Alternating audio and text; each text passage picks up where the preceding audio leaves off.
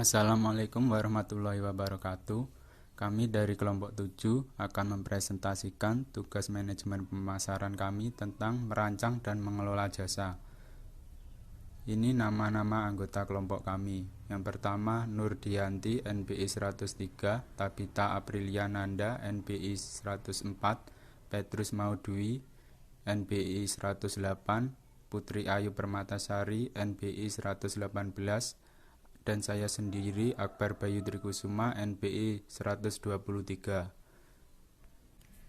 Kami akan menyampaikan pembahasan mengenai pertama, hakikat jasa, kedua, realitas baru jasa, dan ketiga, mengelola kualitas jasa. Yang pertama, hakikat jasa. Jasa adalah semua tindakan atau kinerja yang dapat ditawarkan satu pihak kepada pihak lain yang pada intinya tidak berwujud dan tidak menghasilkan kepemilikan apapun. Semakin banyak produsen dan distributor yang menyediakan jasa atau layanan pelanggan yang sangat baik sehingga dapat mengidentifikasikan diri mereka. Biro Statistik Tenaga Kerja melaporkan bahwa penyedia sektor jasa akan terus menjadi penghasilan lapangan kerja dominan dalam ekonomi, menambah sekitar 14,6 juta pekerjaan pada tahun 2018. Sekarang industri jasa ada di mana-mana, mulai dari sektor pemerintah, sektor nirlaba swasta, sektor bisnis, sektor manufaktur, dan sektor ajaran. Yang pertama, sektor pemerintah. Sektor pemerintah yaitu industri jasa yang dikelola oleh pemerintah, seperti pengadilan, pelayanan ketenaga kerjaan, rumah sakit, lembaga pemberian pinjaman, kantor pos, dan sekolahan. Kedua, sektor nirlaba swasta. Contohnya museum, badan amal, gereja, perguruan tinggi, dan yayasan. Ketiga, sektor bisnis. Sektor bisnis merupakan industri jasa yang dikelola oleh pemerintah swasta seperti perusahaan penerbangan, bank, hotel, dan lain-lain. Keempat, sektor manufaktur seperti operator komputer, akuntan, dan staf hukum. Kelima, sektor ajaran. Contohnya kasir, pegawai toko, dan wiraniaga. Selanjutnya, kategori bauran jasa. Pertama, barang berwujud murni. Dapat dikatakan barang berwujud murni karena tidak ada jasa yang menyertai produk. Kedua, barang berwujud yang disertai jasa. Penawaran terdiri dari barang berwujud yang disertai satu atau lebih jasa. Ketiga, campuran. Tawaran tersebut terdiri atas barang dan jasa dengan bagian yang sama. Misalnya, orang pergi ke restoran untuk mendapatkan makanan maupun layanan. 4. Jasa utama yang disertai barang dan jasa yang sangat kecil. Contohnya, penumpang pesawat terbang memilih jasa angkutan. Perjalanan tersebut meliputi barang berwujud seperti makanan dan minuman, tiket, dan majalah penerbangan. Kelima, jasa murni. Contohnya pijat bayi, psikoterapi, dan salon. Hakikat bauran jasa juga memiliki implikasi pada bagaimana konsumen mengevaluasi mutu. Pertama, konsumen jasa umumnya mengandalkan cerita dari mulut ke mulut daripada iklan. Kedua, mereka sangat mengandalkan harga, petugas, dan petunjuk fisik untuk menilai mutunya. Ketiga, mereka sangat setia pada penyedia jasa yang memuaskan mereka. Keempat, karena adanya biaya peralihan, bisa terjadi keengganan dari banyak konsumen. Itu dapat merupakan tantangan untuk memikat pelanggan, menjauhkan diri dari pesaing. Saya akan menjelaskan karakteristik jasa yang mencolok. Karakteristik jasa ini ada 4, yakni yang pertama tidak berwujud, yang kedua tidak terpisahkan, yang ketiga bervariasi, dan yang keempat dapat rusak. Saya akan mulai menjelaskan dari yang pertama, yakni tidak berwujud, yang mana produk ini berbeda dari produk fisik.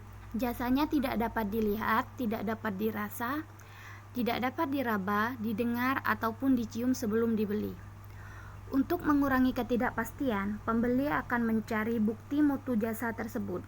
Karena itu, tugas penyedia jasa adalah mengelola bukti tersebut untuk mewujudkan sesuatu yang tidak berwujud. Perusahaan jasa dapat berupaya menunjukkan mutu layanan mereka melalui bukti fisik dan presentasi.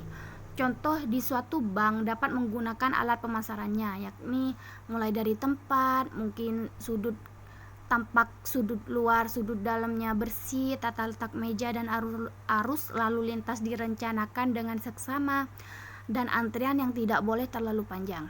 Lalu yang kedua, ada orang, karyawan harus mencukupi jumlahnya untuk nasabah-nasabah yang mengantri. Lalu yang selanjutnya ada peralatan seperti komputer, mesin fotokopi, meja yang seharusnya tampak lebih canggih dan tertata. Selanjutnya ada bahan komunikasi, yakni bahan cetak teks dan foto harus menggambarkan layanan yang efisien dan cepat.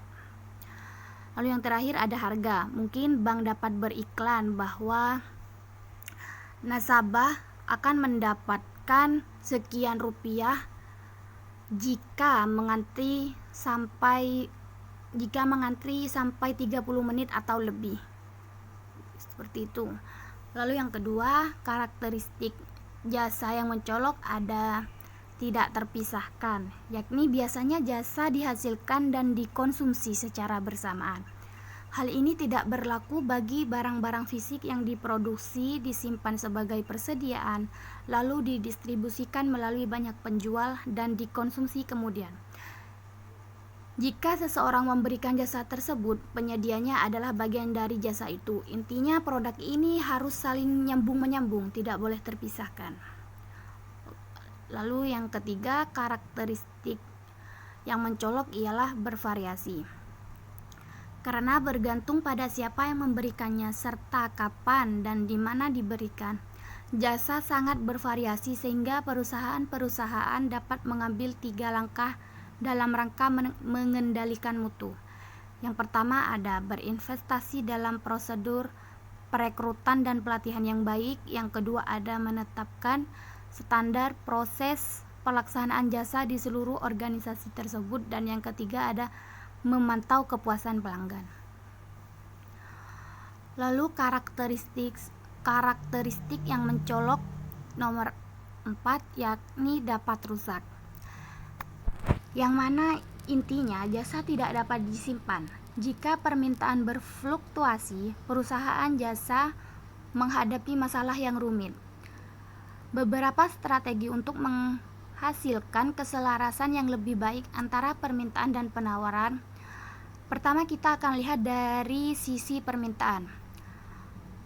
Ada penetapan harga yang berbeda, mungkin akan mengalihkan sebagian permintaan dari masa sibuk ke masa yang kurang sibuk. Contohnya, harga pertunjukan film lebih murah di sore hari. Lalu selanjutnya ada permintaan pada masa tidak sibuk, yakni permintaan ini dapat dikembangkan seperti hotel mengembangkan liburan pendek pada akhir pekan. Selanjutnya ada jasa komplementer yang dapat dikembangkan selama jam sibuk untuk memberikan alternatif bagi pelanggan yang menunggu seperti ruang minum di restoran. Dan yang terakhir ada sistem reservasi, yakni yang merupakan cara untuk mengelola tingkat permintaan. Lalu selanjutnya kita akan lihat pada sisi penawarannya bagaimana. Yang pertama ada karyawan paruh waktu. Karyawan paruh waktu ini digunakan untuk melayani permintaan yang sibuk. Lalu yang kedua ada rutinitas efisiensi, yang mana jam sibuk dapat diperkenalkan. Contoh, para medis membantu dokter selama masa sibuk. Selanjutnya ada peningkatan partisipasi konsumen, misalnya memasukkan sendiri belanjaannya ke kantong dan lain-lain. Dan selanjutnya berbagai jasa dapat dikembangkan. Contoh, beberapa rumah sakit membeli peralatan medis secara bersama-sama. Dan yang terakhir ada fasilitas untuk perluasan. Pada masa mendatang, misalnya taman liburan membeli tanah di sekitarnya untuk mengembangkan taman yang lainnya. Jadi fasilitasnya mungkin agak diperluas. Itu saja, selanjutnya akan dilanjutkan oleh teman saya. Pasar tidak lagi seperti dulu. Pemasar harus memperhatikan dan merespons jumlah perkembangan yang signifikan yang terdiri dari 1. Kekuatan masyarakat utama. Kini pasar menjadi berbeda secara radikal sebagai hasil dari kekuatan-kekuatan masyarakat utama yang kadang-kadang saling berkaitan, yang telah menciptakan perilaku baru, peluang baru, dan tantangan baru. Contohnya, A. Teknologi informasi jaringan. Revolusi digital telah menciptakan era reformasi.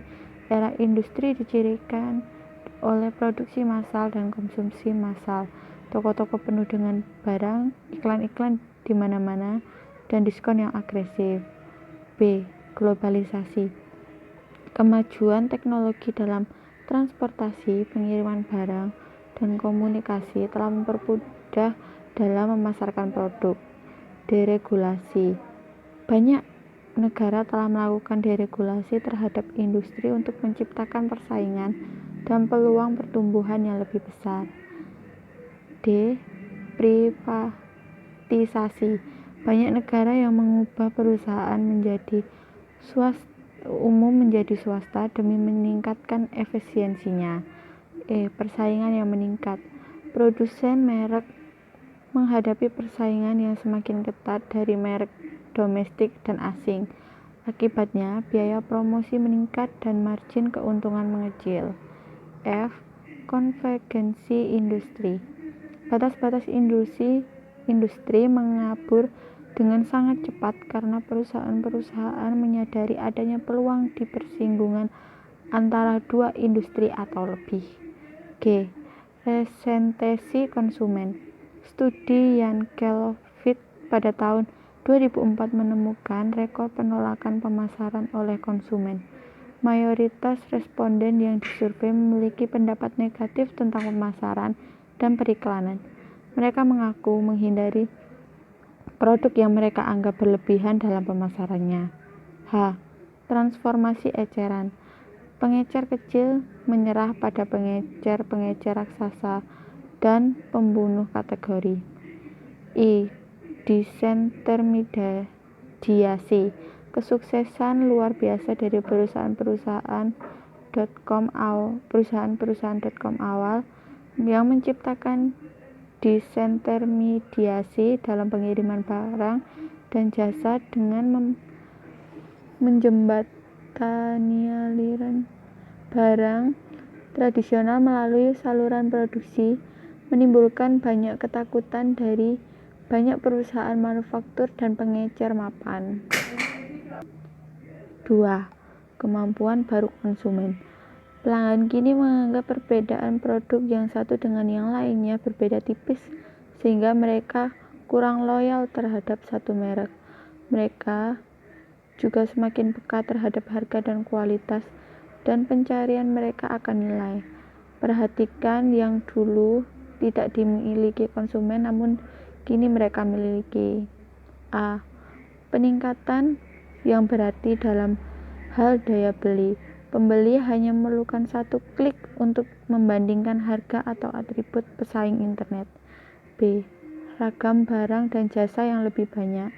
Pembeli dapat memesan barang secara online dari mana saja dan menghindari tawaran lokal yang terbatas. Mereka juga bisa menghemat banyak dengan memesan dari negara dengan tingkat harga yang lebih rendah. C. Sejumlah besar informasi hampir tentang apa saja. Banyak orang dapat membaca surat kabar apapun dalam bahasa apapun dimanapun di dunia ini. D. Kemudahan yang lebih besar dalam pemesanan dan penerimaan pesanan. Pembeli masa kini dapat melakukan pemesanan dari rumah, kantor, atau telepon seluler 24 sehari dan dengan cepat menerima barang yang mereka pesan.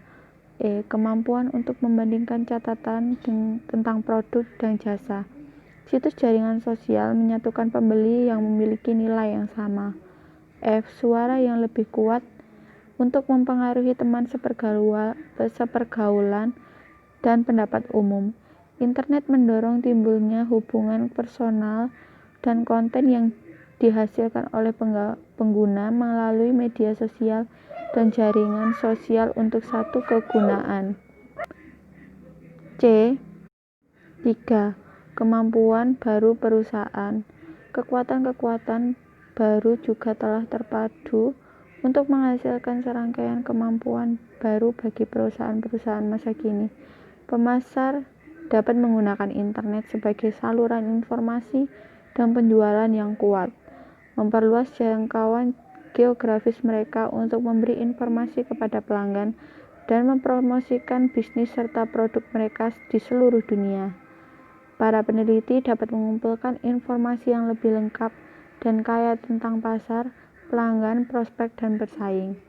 Para manajer dapat mempermudah dan mempercepat komunikasi internal terhadap pegawai dengan menggunakan internet sebagai internet pribadi. Perusahaan juga dapat mempermudah serta komunikasi eksternal di antara pelanggan dengan menciptakan gosip online dan offline melalui para duta merek dan komunitas pengguna. Pemasaran target dan komunikasi dua arah menjadi lebih mudah berkat perkembangan majalah, minat khusus, saluran TV, dan kelompok diskusi internet. Pemasok dan distributor yang terhubung oleh ekstranet memampukan perusahaan mengirimkan serat menerima informasi, menempatkan pesanan, dan melakukan pembayaran secara efisien. Perusahaan juga dapat berinteraksi dengan pelanggan secara individual serta sehingga pemesanan dan layanan dan hubungan menjadi lebih personal. Pemasar dapat mengirimkan iklan, kupon, sampel, dan informasi kepada pelanggan yang memintanya atau yang telah mengizinkan perusahaan untuk mengirimkannya kepada mereka. Perusahaan kini dapat mengumpulkan informasi tentang pembelian, preferensi, dan data demografis serta potensi keuntungan yang diberikan kepada pelanggan. Perusahaan dapat menjangkau pelanggan yang sedang bepergian dengan mobile marketing. Perusahaan dapat memproduksi barang-barang yang didistribusikan secara individu, baik yang dipesan secara pribadi melalui telepon atau secara online. Berkat kemajuan dalam penyesuaian pabrik, komputer, internet, dan perangkat lunak pemasaran database, manajer dapat memperbaiki pembelian, perekrutan, pelatihan, dan komunikasi internal secara eksternal.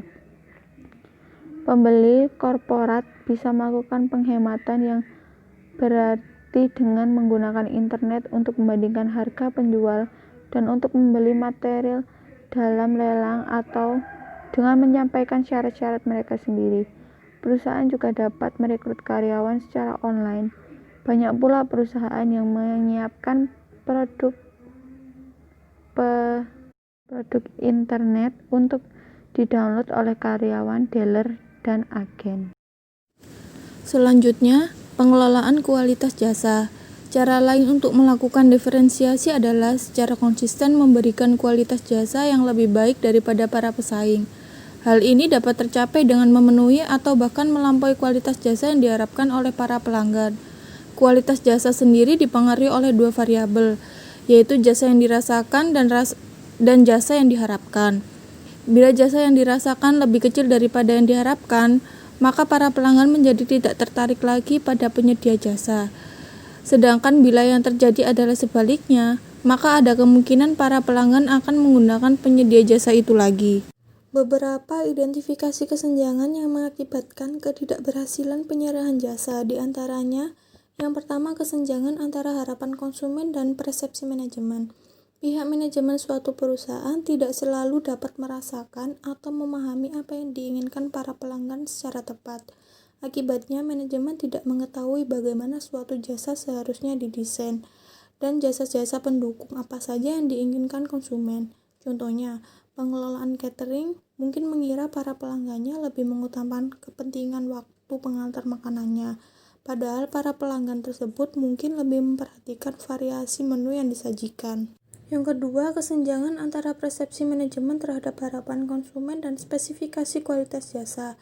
Kadangkala manajemen mampu memahami secara tepat apa yang diinginkan oleh pelanggan, tetapi mereka tidak menyusun suatu standar kinerja tertentu yang jelas. Hal ini bisa dikarenakan 3 faktor, yaitu tidak adanya komitmen total manajemen terhadap kualitas jasa, kekurangan sumber daya, atau karena adanya kelebihan permintaan. Contohnya, manajemen suatu bank meminta para stafnya agar memberikan pelayanan secara cepat tanpa menentukan standar atau ukuran waktu pelayanan yang dapat dikategorikan cepat. Yang ketiga, kesenjangan antara spesifikasi kualitas jasa dan penyampaian jasa. Ada beberapa penyebab terjadinya kesenjangan ini.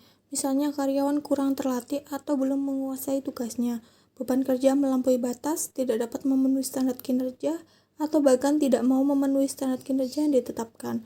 Selain itu, mungkin pula karyawan dihadapkan pada standar-standar yang kadangkala saling bertentangan satu sama lain. Yang keempat, kesenjangan antara penyampaian jasa dan komunikasi eksternal. Resiko yang dihadapi perusahaan adalah apabila janji yang diberikan ternyata tidak dapat dipenuhi. Misalnya, brosur suatu lembaga pendidikan menyatakan bahwa lembaganya merupakan yang terbaik, memiliki sarana kuliah, praktikum, dan perpustakaan lengkap. Akan tetapi, saat pelanggan datang dan merasakan bahwa ternyata fasilitas praktikum dan perpustakaannya biasa-biasa saja. Yang kelima, kesenjangan antara jasa yang dirasakan dan jasa yang diharapkan. Kesenjangan ini terjadi apabila pelanggan mengukur kinerja atau prestasi perusahaan dengan cara yang berlainan, atau bisa juga keliru mempersepsikan kualitas jasa tersebut. Misalnya, seorang dokter bisa saja terus mengunjungi pasiennya untuk menunjukkan perhatiannya, akan tetapi pasien dapat menginterpretasikannya sebagai suatu indikasi bahwa ada yang tidak beres berkenaan dengan penyakit yang dideritanya. Adapun 5 penentu mutu jasa yang disajikan menurut tingkat kepentingan, diantaranya yang pertama, keandalan, yaitu kemampuan untuk memberikan pelayanan yang sesuai dengan janji yang telah ditawarkan pada konsumen, seperti menyediakan jasa sesuai dengan yang dijanjikan, keandalan dalam penanganan masalah layanan pelanggan, melaksanakan jasa dengan benar pada saat pertama, menyediakan jasa pada waktu dijanjikan, mempertahankan catatan bebas kesalahan, karyawan yang mempunyai pengetahuan untuk menjawab pertanyaan pelanggan. Yang kedua, responsivitas, yaitu karyawan yang membantu konsumen dan memberikan pelayanan yang cepat serta tanggap, yaitu meliputi selalu memberitahu pelanggan tentang kapan pelayanan akan dilaksanakan, layanan tepat waktu bagi pelanggan, kesediaan untuk membantu pelanggan, kesiapan untuk merespon permintaan pelanggan. Yang ketiga, jaminan, yaitu pengetahuan terhadap produk, seperti karyawan yang menanamkan keyakinan pada pelanggan, membuat pelanggan merasa aman dalam transaksi, karyawan yang selalu sopan. Yang keempat adalah empati, yaitu perhatian secara individual yang diberikan oleh perusahaan kepada konsumen, seperti memberikan perhatian pribadi kepada pelanggan, karyawan yang menghadapi pelanggan dengan cara yang penuh perhatian, mengutamakan kepentingan terbaik pelanggan, karyawan memahami kebutuhan pelanggan, jam bisnis yang nyaman. Yang kelima, wujud, yaitu penampilan fasilitas fisik yang meliputi peralatan modern, fasilitas uang tampak menarik secara visual, karyawan yang memiliki penampilan rapi dan profesional, bahan yang berhubungan dengan jasa mempunyai daya tarik visual, contohnya seperti gedung dan ruangan front office. Adapun beberapa praktek terbaik untuk manajemen kualitas jasa diantaranya, yang pertama, konsep strategis. Perusahaan jasa terkemuka mempunyai kepekaan yang jelas terhadap dengan pelanggan sasaran dan kebutuhan pelanggan. Contohnya di Hotel Four Seasons. Yang kedua, komitmen manajemen puncak. Perusahaan mempunyai komitmen menyeluruh terhadap kualitas jasa. Contohnya di McDonald atau Walmart. Yang ketiga, standar tinggi. Penyedia jasa terbaik menetapkan standar kualitas jasa yang tinggi yang mempunyai standar 100% bebas kesalahan. Contohnya di Citibank atau FedEx yang mempunyai 3 tingkat diferensiasi, yaitu keandalan, fleksibilitas, dan tingkat inovasi. Yang keempat, teknologi swalayan. Banyak interaksi jasa antar manusia digantikan oleh teknologi swalayan. Contohnya, pada mesin penjual tradisional, kita dapat menambahkan ATM, mengisi sendiri di SPBU, check out sendiri di hotel, dan kegiatan di internet. Yang kelima, mengawasi sistem. Perusahaan mengaudit kinerja jasanya, baik kinerja mereka sendiri maupun pesaingnya secara teratur. Mengumpulkan pengukuran suara pelanggan untuk menyelidiki kepuasan dan ketidakpuasan pelanggan. Yang keenam, memuaskan keluhan pelanggan. Pelanggan yang keluhannya diselesaikan dengan memuaskan sering menjadi lebih setia kepada perusahaan. Perusahaan yang mendorong pelanggan yang kecewa untuk menyampaikan keluhan dan juga memberdayakan karyawan memperbaiki keadaan tersebut langsung di tempat akan memperoleh pendapatan yang lebih tinggi dan laba yang lebih besar dibandingkan dengan perusahaan yang tidak memiliki pendekatan sistematis untuk mengatasi kegagalan layanan. Contohnya di Pizza Hut, mencetak nomor bebas pulsanya di semua kotak pizza. Yang ketujuh, memuaskan karyawan dan pelanggan sekaligus. Perusahaan-perusahaan yang unggul tahu bahwa sikap karyawan yang positif akan meningkatkan loyalitas pelanggan yang lebih kuat. Ada korelasi yang tinggi antara kepuasan pelanggan, kepuasan karyawan, dan profitabilitas perusahaan. Mengingat pentingnya sikap positif karyawan, perusahaan-perusahaan jasa harus menarik karyawan-karyawan terbaik. Mereka harus merancang pelatihan yang baik dan memberikan dukungan dan imbalan untuk kinerja yang baik. Demikian presentasi dari kelompok 7. Jika ada pertanyaan, silakan langsung di WA Group. Terima kasih.